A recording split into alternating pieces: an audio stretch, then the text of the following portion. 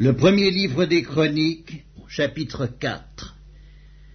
Fils de Juda, Péretz, Hetzron, Carmi, Hur et Scobal. Réaja, fils de Scobal, engendra Yakhat. Yakhat engendra Akumaï et Lahad. Ce sont les familles des Tsoréatiens.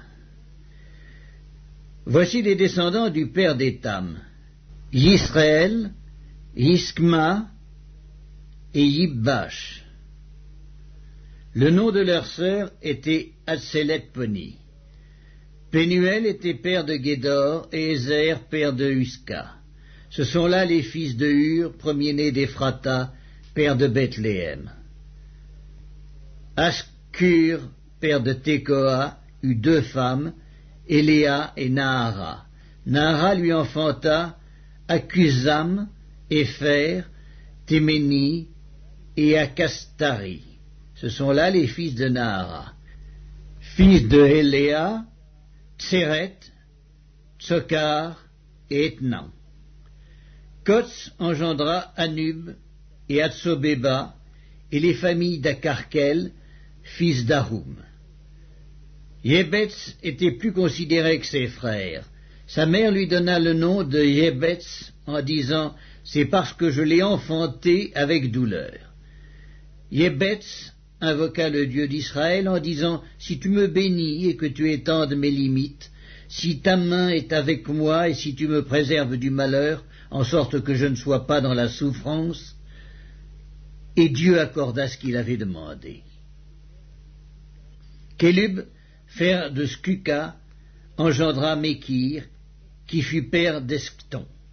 Eskton engendra la maison de Rapha, Passéac et Tekina, père de la ville de Nakash. Ce sont là les hommes de Réka.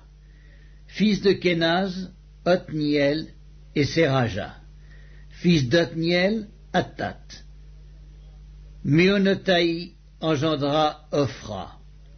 Séraya engendra Joab, père de la vallée des ouvriers, car ils étaient ouvriers. Fils de Caleb, fils de Yéphuné, Hiru, Éla et Naam, et les fils d'Éla et Kénaz. Fils de Yéalélel, Ziph, Zipha, Tirja et Azarel. Fils d'Esdras, Jéter, Méred, Épher et Jalon. La femme de Méred enfanta Myriam, Scamaï et Yisbak, père d'Esctéméoa. Sa femme, la Juive, enfanta Yéred, père de Guédor, Héber, père de Soko, et Yécutiel, père de Zanoach. Ceux-là sont les fils de Bidja, fille de Pharaon, que Méred prit pour femme. Fils de la femme d'Odija, sœur de Nakam, le père de Kéila le Garmien, et Esctéméoa le Maacatien. Fils de Simon, Amnon, Rinna, Benanan et Tilon. Fils de Giskéi, Zoket et Ben-Zoket. Fils de Shéla, fils de Juda, père de Léka, Laïda, père de Maresca, et les familles de la maison où l'on travaille le byssus, de la maison d'Ascabéa, et Joachim, et les hommes de Kozéba, et Joas et Saraph, qui dominèrent sur Moab, et Yashkubi-Lekem.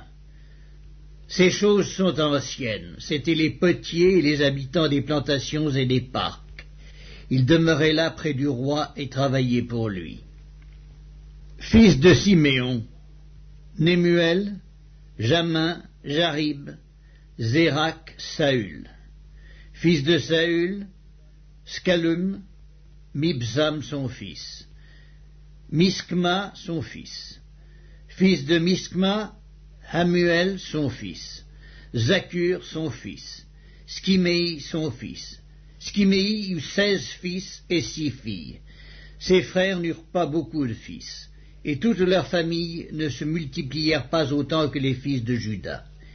Ils habitaient à Beer-Sheba, à Molada, à Hatsar-Scual, à Biha et à Etsem, à Tolad, à Bethuel, à Horma, à Tsiklag, à Beth-Markabot, à Hatsar-Susim, à Beth-Biréi et à Skaraïm.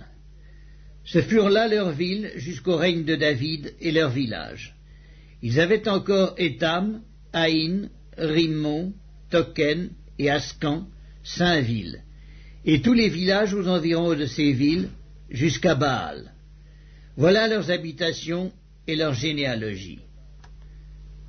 Meskobab, Jamlek, Yoska, fils d'Amatsia, Joël, Jéhu, fils de Yokibia, fils de Seraja, fils d'Aziel, Eljonéi, Jacoba, Yeskokaya, Asaya, Adiel, Jézimiel, Benaja, Ziza, fils de Stiphéi, fils d'Allon, fils de Jédaja, fils de Skimri, fils de Shemaïa. Ceux-là, désignés par leur nom, étaient princes dans leur famille et leur maison paternelle prirent un grand accroissement. Ils allèrent du côté de Guédor jusqu'à l'orient de la vallée afin de chercher des pâturages pour leurs troupeaux. Ils trouvèrent de gras et bons pâturages et un pays vaste, tranquille et paisible, car ceux qui l'habitaient auparavant descendaient de Cam. Ces hommes, inscrits par leur nom, arrivèrent du temps d'Ézéchias, roi de Juda. Ils attaquèrent leurs tentes et les Maonites qui se trouvaient là. Ils les dévouèrent par interdit jusqu'à ce jour, et ils s'établirent à leur place, car il y avait là des pâturages pour leurs troupeaux. Il y eut aussi des fils de Siméon qui allèrent à la montagne de Séhir, au nombre de 500 hommes. Ils avaient à leur tête Pélatia, Néaria, Réphaja et Uziel, fils de Jishkéi. Ils bâtirent le reste des réchappés d'Amalek, et ils s'établirent là jusqu'à ce jour.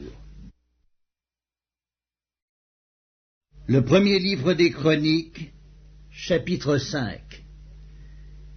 Fils de Ruben, premier-né d'Israël, car il était le premier-né, mais parce qu'il souilla la couche de son père, son droit d'aînesse fut donné au fils de Joseph, fils d'Israël. Toutefois, Joseph ne dut pas être enregistré dans les généalogies comme premier-né. Juda fut, à la vérité, puissant parmi ses frères, et de lui est issu un prince, mais le droit d'aînesse est à Joseph. Fils de Ruben, premier-né d'Israël, Enoch, Pallu, Etzron et Carmi. Fils de Joël, Shemaïa, son fils, Gog, son fils, Skiméi, son fils, Miché, son fils, Réaja, son fils, Baal, son fils, Béhéra, son fils, que Tilgat-Pidnézer, roi d'Assyrie, emmena captif. Il était prince des Rubénites. Frères de Béhéra, d'après leur famille, tels qu'ils sont enregistrés dans les généalogies selon leur génération, le premier, Jéhiel, Zacharie, Béla, fils d'Azaz, fils de Schéma, fils de Joël. Béla habitait à Aroër et jusqu'à Nébo et à Baal-Méon. À l'Orient, il habitait jusqu'à l'entrée du désert depuis le fleuve de l'Euphrate, car leurs troupeaux étaient nombreux dans le pays de Galaad. Du temps de Saül, ils firent la guerre aux Agaréniens, qui tombèrent entre leurs mains. Ils habitèrent dans leurs tentes sur tout le côté oriental de Galaad. Les fils de Gad habitaient vis-à-vis d'eux dans le pays de Basan, jusqu'à Salca. Joël, le premier, Scapham, le second, Jéhénaï et Scaphat en Basan.